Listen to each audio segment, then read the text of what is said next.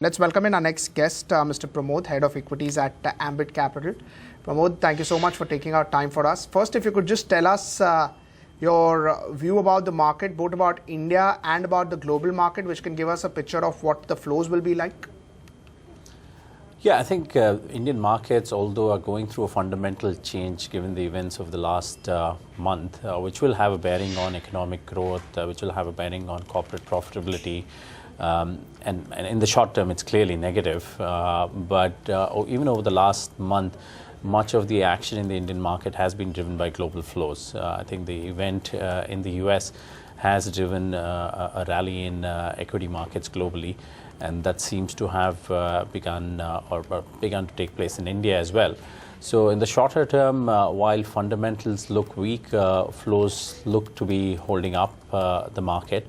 Now, how long will the global markets sustain? We'll have to wait and watch. As the new president's policies unravel, we reckon there might be one of those issues that will crop up, which might trigger a sell-off in the market. People are talking about the destination tax, which is quite spooky that way. That can be a trigger, but anything of that sort can catalyze a sell-off, which will again make India won't be immune to that sort of a sell-off. So we'll end up participating in that sort of a correction as well. In any case, our fundamentals are unlikely to support in the shorter term, although the long-term view remains intact, perhaps stronger with demonetization and GST and all the reforms that the new government is taking. But in the shorter term, we will participate in that sell-off, perhaps disproportionately so. Right.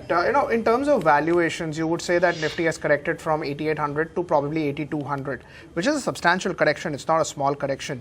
But do you think the short-term negatives that you just mentioned or short-term growth issues that you just mentioned may just lead to so much EPS cuts, and that's why markets may not be cheap despite the correction? Yeah, I mean, I don't think we have seen the beginning of the EPS downgrade yet. I think at the overall market level, people have figured some correction, but especially in sectors like consumer, like financials, which have had a great run over the last 2 years, valuations were already punchy, factoring in, or rather relying on very high growth sustaining through the medium and long term. Now, suddenly, if the whole thing reverses and you're seeing earnings downgrades come through, it'll be hard to justify those sort of valuation multiples as well. So when the downgrades begin, I reckon you'll see a double whammy. The EPS gets cut and also the PE multiple gets cut. So the stock prices will have to correct disproportionately downwards. Right. In terms of valuations, right now, what consensus shows about 13 times, 14 times 1 year forward. That's not factoring in any major slowdown, right? I think the valuations at the market level are broadly all right. It's certainly not factoring in the near-term correction. But the Indian market has diversified enough to suggest that certain pockets will correct disproportionately so, and certain pockets might in fact hold up in the eventuality of a fiscal stimulus globally, which many countries are talking about, which can drive a rally in commodities, for example, and certain sectors exposed to commodities might benefit. So I would resist looking at the market level and the valuation at the market level, rather look at sectors and stocks, which is a better way to approach the market. Right. In terms of Nifty, just, the downside may be limited, but what I understand from your answer is that at a stock level or at a sectoral level, the changes may be very high. Yes, absolutely. Which is why we've seen, although the Nifty has pretty much not done much in the last 2 years, for example, the bulk of the rally, we touched 9,000 almost 2 years ago, and we're at 8,200. So we haven't really done much at the market level. However, you've seen the mid-caps rally almost 50-60% at the mid-cap index level. Certain stocks have doubled, tripled. So that's the dichotomy you see from the market level versus the stock level, which is why on the way down as well, we would like to see it at the stock and sector level rather than the market level. Right. With such a big exercise like demonetization, clubbed with GST, clubs with probably big bank changes which are expected in the budget, over the next 6 months as an investor, you would get a lot of opportunities in sectors which may see drastic change into their business models. Some may be good, some may be bad. Yeah, certainly. I mean, I think it is clear that the economy is changing, or rather transforming quite meaningfully on the back of these changes.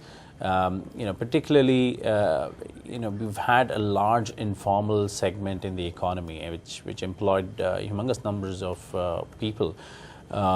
And while that helped in employing people and getting by, it did create its own inefficiencies in the system, supply chain inefficiencies, which also resulted in high inflation rates and so on. So these changes will have clearly have a positive effect on the economy in bringing in those efficiencies, but also in terms of what sort of companies, what sort of sectors will benefit, what sort of companies and sectors will lose out.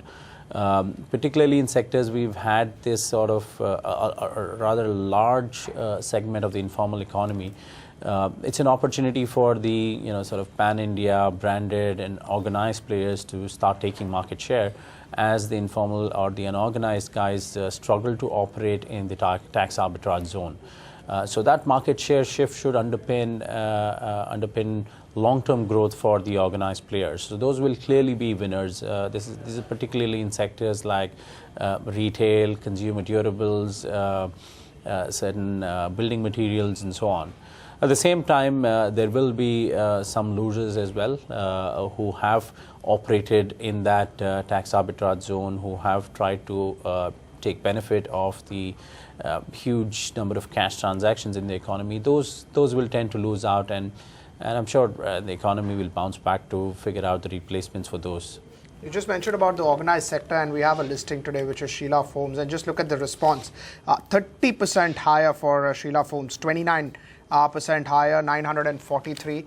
Pramod, I know you cannot comment about stocks, but just about new listing, companies which have very low debt, companies which have very high free cash flow, something which we have seen earlier as well. The PE is anybody's guess. It's just that good businesses that people are wanting to buy, 31% higher now.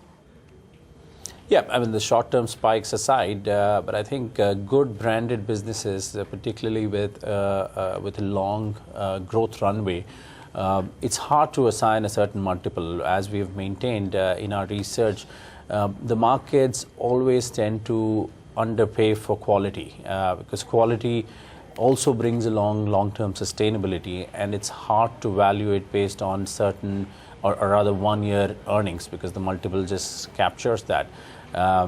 Its cash flows tend to be a long-term, stretching over 15 to 20 years, perhaps longer, depending on what sort of competitive advantage and moat that they build, which will defend themselves from competition.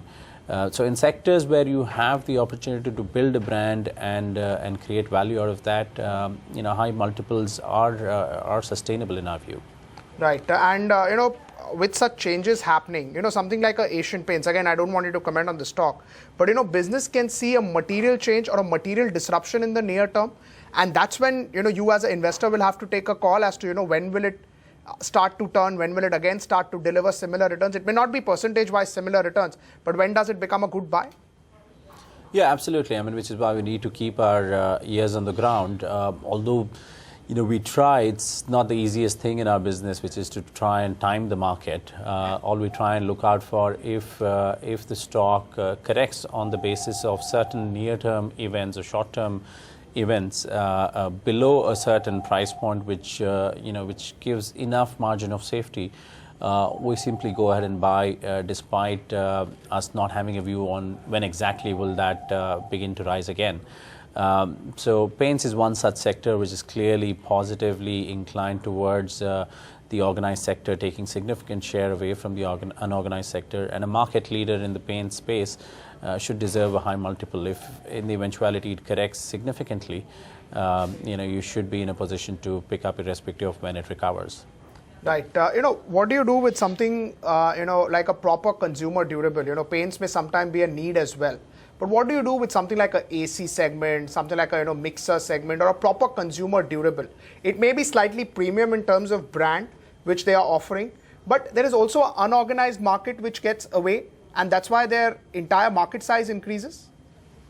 True, exactly. I mean, the macroeconomic drivers aside, there's a certain demand for that product as of now, and part of that demand is being catered to by the unorganized space. So irrespective of the market increasing, the opportunity for the organized players increases automatically as they start eating into the share of the unorganized guys. So which is why their growth runway becomes much longer and much stronger than otherwise if the economy had continued in the same vein as the past several years. Right, and some of these names were very, very expensive. That's why also people or investors who liked these companies were not looking at these companies.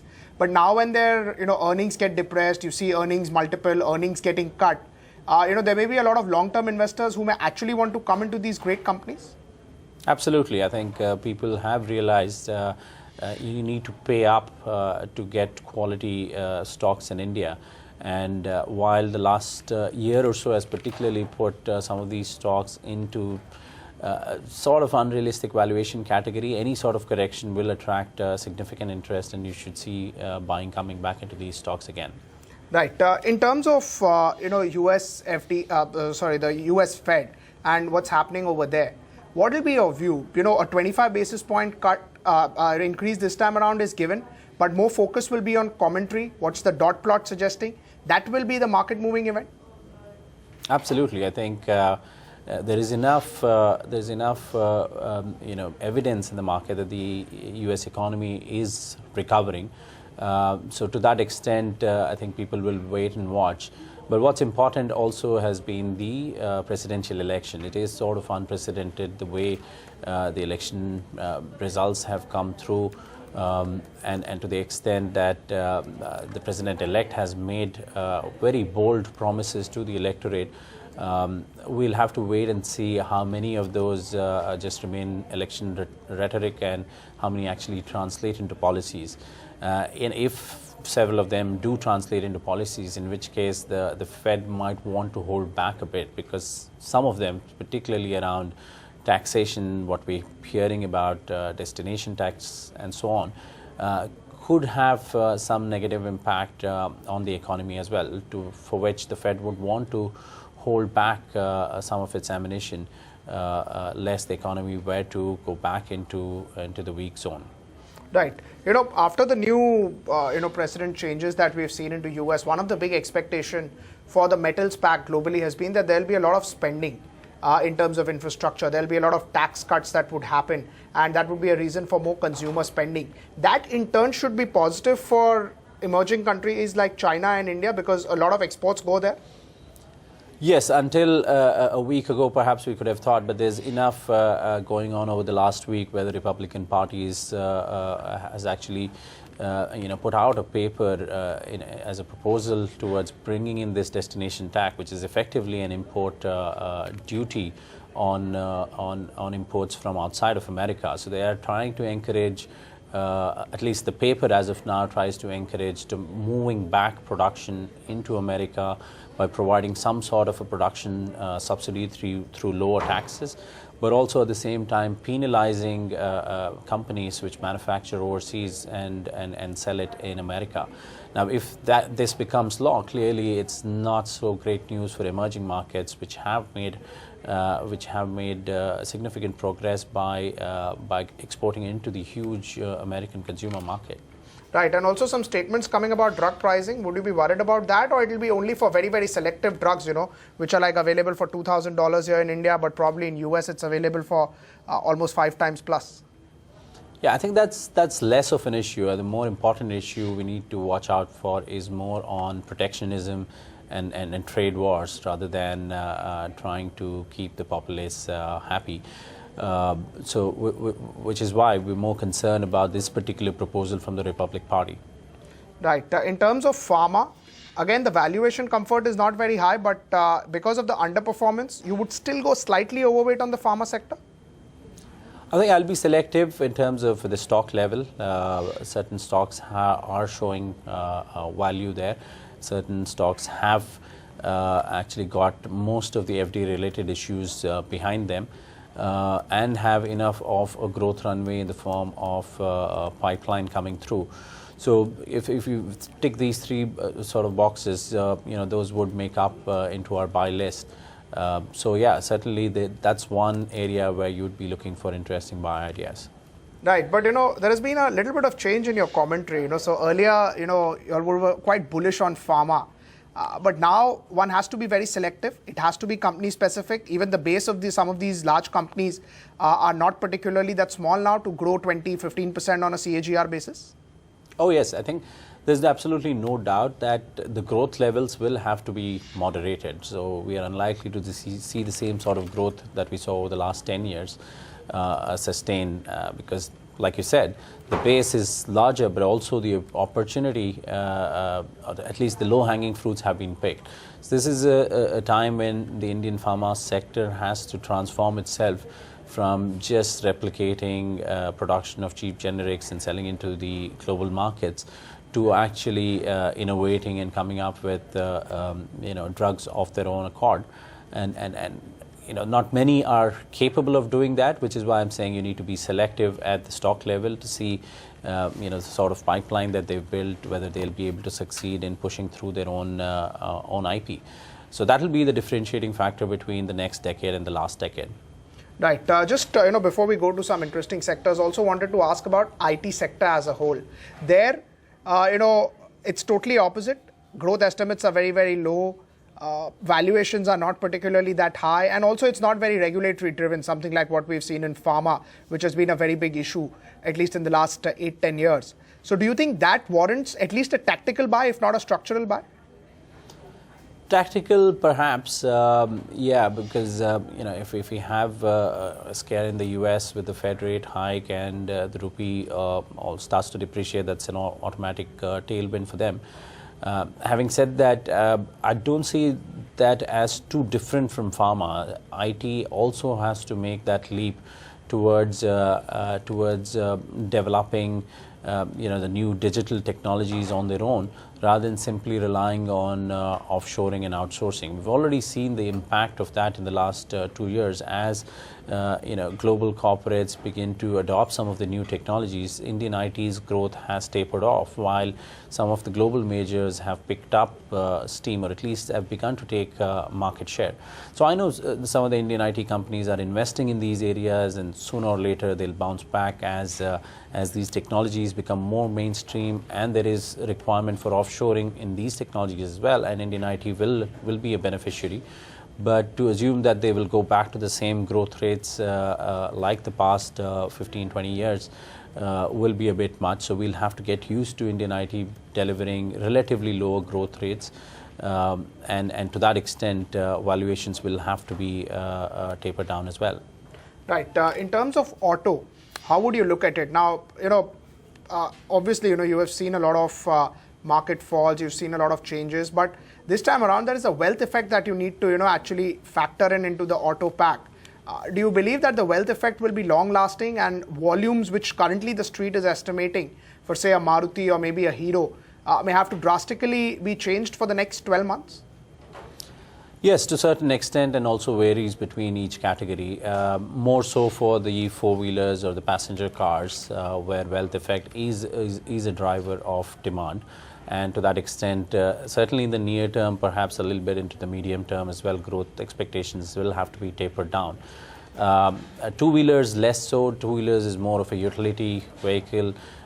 In fact, we reckon that if there is some sort of a fiscal stimulus coming through in the budget, you might see some sort of an arrest in the growth slowdown, and you might see some sort of a growth pickup coming into two-wheelers as well. But the four-wheelers case also, I would think the long-term story is still intact. We're still significantly underpenetrated as a market for four-wheelers compared to any other emerging market of our size. Two-wheelers, in fact, have had a decent run over the last 20 years in terms of catching up on penetration. So impact of wealth effect perhaps could be at best near term, if not slightly into the medium term. And in terms of as you said, these category of two-wheelers and four-wheelers are very, very sensitive to excise duty changes. So whatever changes happen, say if there is a reduction to give some sops to the industry, the changes to the volume estimate again could be very high.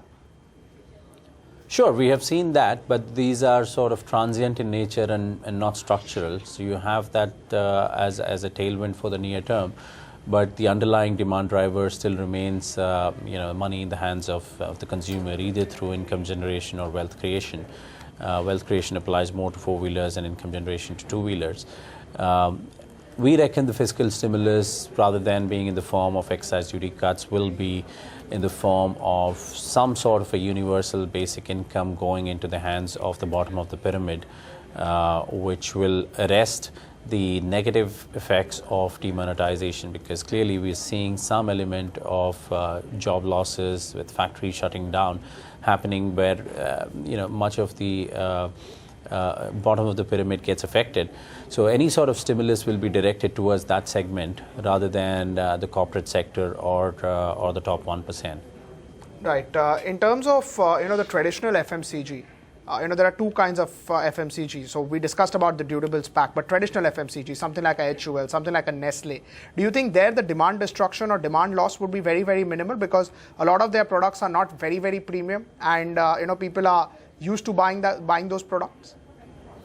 No, FMCG, again, like I said, it's at the bottom of the pyramid, catering to, much of the growth is coming from bottom of the pyramid as they increase their income levels, disposable income levels, and start consuming certain products for the first time, or increasing the frequency with which they consume those products.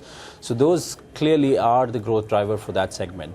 In the near term, like I said, the effects of demonetization resulting in certain industries shutting down and unemployment could have a negative bearing, but the offsetting factor will be the stimulus. Hopefully, it will come on 1st February in the budget, which should, our sense is, not just offset but also give a little bit of boost to the staple sector. Right. In terms of big announcements into budget, firstly, it's too early, right, to try and assess what will come in the budget. But if everything goes as per plan, and probably GST also rolls out as per plan, or maybe with a 6 months delay, this budget could see meaningful tax cuts coming in if everything is implemented as per the plan. Yes, part of the fiscal stimulus will also involve tax cuts, and like I said, much of it will be diverted or directed toward not just the bottom of the pyramid, but certainly to the lower end of the tax-paying community, which has clearly been the populist sentiment from this government, and to that extent, much of the tax cuts we reckon will be directed at that segment. Right. And in terms of the tax boost that comes in, it will directly impact consumption, or it will take some time? No, it should begin. Like I said, so the wealth creation element will take a back seat.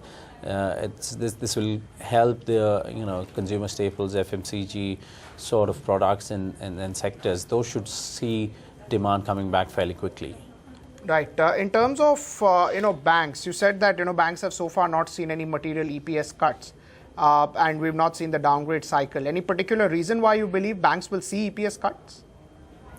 Yes, to the extent that the economy is slowing down, credit growth will also have to come to a standstill. We haven't seen the credit numbers, but we reckon we're almost on the verge of entering negative territory here. So at a time when we are flush with liquidity and there is no demand for credit, it's not a particularly great time for the banks, because the liquidity comes in at a certain cost, and besides investing in government securities, there's not much of a spread you can earn. To that extent, the earnings are likely to get downgraded. On top of that, there should be some more sort of asset quality stress coming from the SME segment, which will take a hit on the back of the cash crunch. And some of them, in fact, might see their businesses becoming unviable because the tax arbitrage zone in which they operated is no longer available. So to that extent, yes, bank earnings are set for downgrades. In relative to NBFCs, at least, I think banks are still all right. The NBFCs will be far more exposed within the broader financial space. Right. And how would you play the financial space? Now it's a big space, right? You mentioned about NBFCs, private banks, PSU banks. How would you want to play? It's a big sector which you cannot ignore operating a fund. Yes, obviously, if it's a part of a benchmark, you would want to have some exposure to banks. I would prefer the large banks, large private sector banks, which are still nimble enough, agile enough. Remember, the whole trajectory of the market share shift from PSU banks and private sector banks still continues.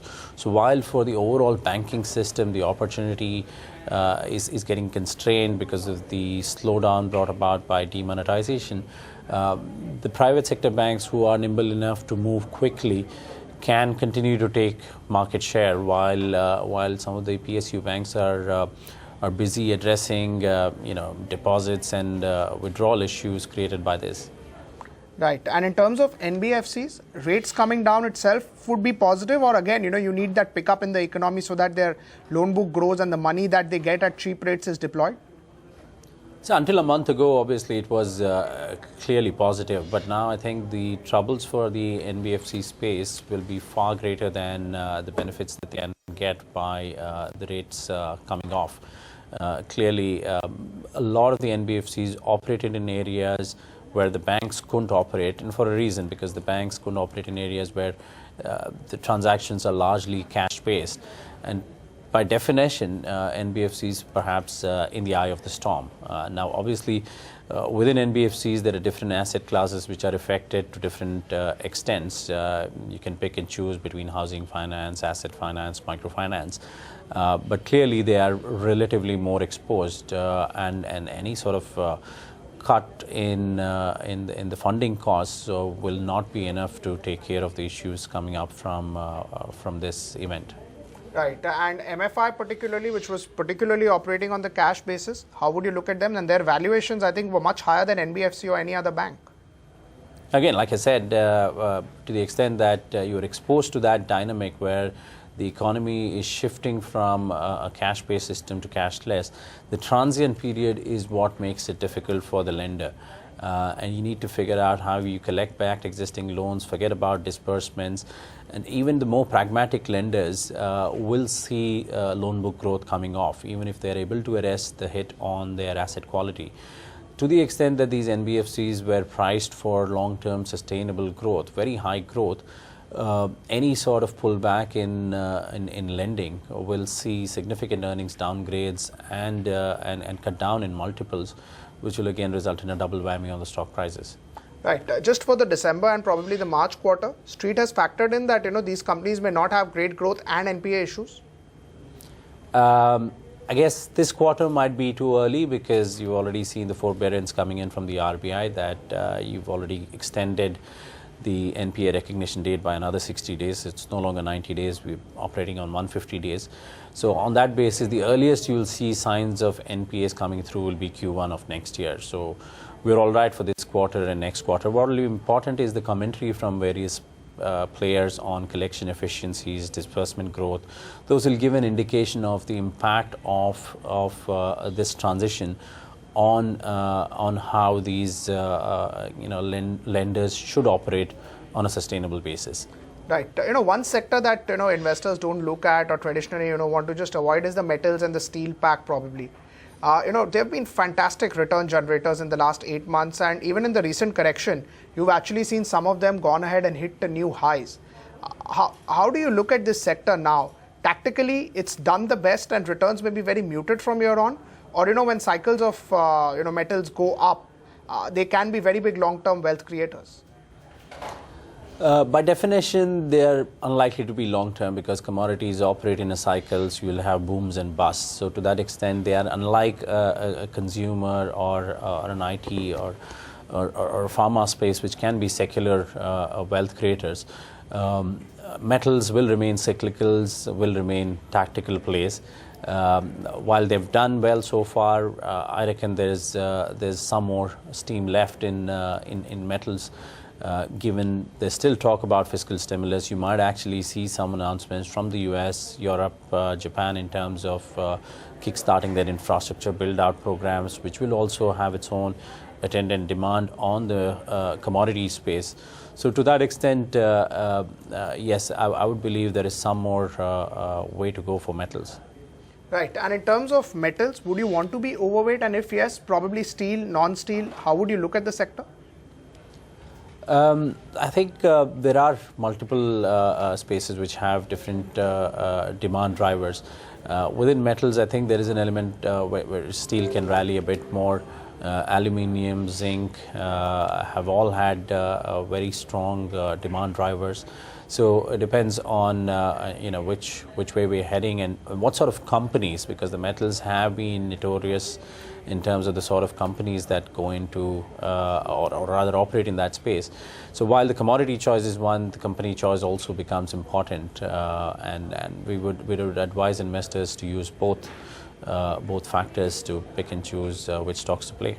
Right. Just to talk about the corporate lending or private sector pickup, you said that there would be a lot of businesses after demonetization which would stop to operate or have to change. But say if a lot of mid-sized businesses, smaller businesses tend to start using the banking much more than what they were, they get access to that loan facility, that sort of investments that they can do. Do you think it could actually lead to a faster corporate recovery than what we have seen so far? Certainly. I mean, it's the only thing that we are not sure of how long this transition will take. We can all be sure about what will happen when we emerge on the other side or rather when the dust settles, when the transformation is complete. But how long is this transformation? Is it 6 months, a year, 2 years? We don't know. The conclusion is clear that once we move to a more digital economy, banks or lenders' ability to assess credit risk will go up significantly, and to that extent, those who were outside the system will start getting credit at significantly lower rates. All those benefits will come through. It's just that we don't know how long that'll take. Right, and that could lead to the capex picking up very fast once it starts to happen. And the private capex, which is expected to pick up for the last 4 or 5 years, has really not seen any material change. Could see a substantial uptick. Well, I guess private capex was missing, so far, and it's only been pushed back because demand has taken a backseat, at least in the short term. And like I said, we don't know how long that short term is. The only hope for private capex was demand continues to grow to the extent that utilization levels go up and companies are compelled to put up new capacity in anticipation of that demand growing. However, we're not now at a stage where we're looking at demand perhaps receding a bit, and to that extent, we can only see private capex demand pushed back into the future that much longer. How much longer is anybody's guess, but yeah, I mean, private capex is perhaps the last thing that we could be talking about now.